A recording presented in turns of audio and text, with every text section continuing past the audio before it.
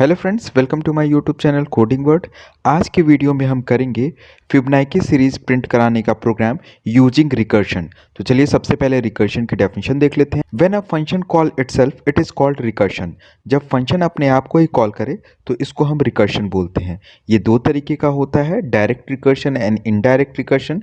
जब फंक्शन अपने आप को खुद ही कॉल करे देन उसको हम डायरेक्ट रिकर्शन बोलेंगे। अगर एक फंक्शन दूसरे फंक्शन की मदद से अपने आप को कॉल करे तो इसको इनडायरेक्ट रिकर्शन बोलेंगे। अब चलिए फिबोनाची सीरीज का प्रोग्राम देख लेते हैं। सबसे पहले हम फिबोनाची सीरीज की डेफिनेशन देख लेते हैं।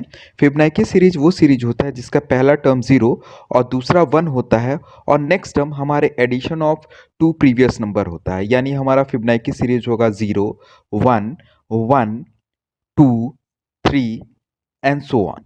तो चलिए अब प्रोग्राम देख लेते हैं।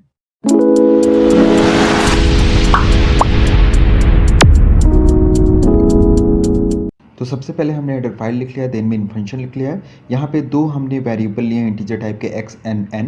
यहाँ पे हम इंटर करेंगे कि कितने नंबर ऑफ टर्म्स हम प्रिंट कराना चाहते हैं फिबोनाची सीरीज के। तो यहाँ पे हमने प्रिंटफ के अंदर लिख किया enter the number of terms और n की वैल्यू को इंटर करा लिया है। फिर यहाँ पे एक फॉर लूप चलाया है जो 0 से लेकर के x लेस देन n तक चला हुआ है एंड देन इसके बाद हमने इंक्रीमेंट कर दिया है x plus plus. It means ये लूप हमारा 0 से लेकर के n तक चलेगा। इट मीन्स अगर हमने n की वैल्यू 10 इंटर किया देन ये 0 से लेकर के 9 तक चलेगा, 10 टाइम्स चलेगा। इसके बाद इसके अंदर हमने यहाँ पे प्रिंट कराया है फिबोनाची x। यहीं पे हमने फंक्शन को कॉल किया है। तो यहाँ पे जैसे ही हमारा कंपाइलर जाएगा ये फिबोनाची नाम के फंक्शन को सर्च करेगा। यहाँ पे देखिए नीचे गेट cs लगाने के बाद हमने मेन फंक्शन को क्लोज करके फिबोनाची नाम के फंक्शन को डिफाइन किया है।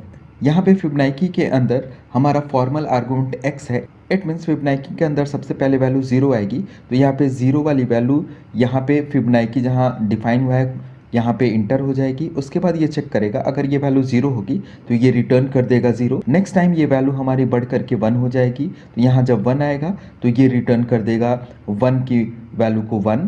देन इसके अलावा कोई भी वैल्यू यहाँ पे आएगी 2 3 4 5। तो देखिए ये क्या करेगा, उस केस में ये रिटर्न करेगा Fibonacci x minus 1 plus Fibonacci x minus 2। Suppose करिए नेक्स्ट वैल्यू हमारी आई 2, तो यहाँ पे आएगा और रिटर्न करेगा फिबोनाची 2 माइनस 1 यानी 1 प्लस फिबोनाची 2 माइनस 2 यानी 0। यानी फिबोनाची 1 एंड फिबोनाची 0 की वैल्यू को रिटर्न करेगा। तो यहाँ पे फिबोनाची 0 की वैल्यू हमारी है 0 एंड फिबोनाची 1 की वैल्यू है 1। तो ये हमारा रिटर्न कर देगा 1। अगेन जब इसकी वैल्यू 3 आएगी तो ये हमारा हो जाएगा फिबोनाची 2 प्लस फिबोनाची 1। और ये हमारा फिबोनाची 2 की जो वैल्यू अभी 1 कैलकुलेट हुई है उसको फिबोनाची 1 में ऐड कर देगा और इसकी वैल्यू हमारी हो जाएगी 3। इसी तरीके से जब तक ये लूप चलता रहेगा हमारे टर्म्स प्रिंट होते रहेंगे। यहाँ पे देखिए फिबोनाची जो हमने फंक्शन डिफाइन किया है, यहाँ पे पहला कंडीशन चेक किया है, इफ़ x इक्वल्स टू 0 तो 0 रिटर्न करेगा, if x equals to 1 then 1 return करेगा। यहाँ पे देखिए ये दोनों स्टेटमेंट हमारे हर केस में रन करेंगे।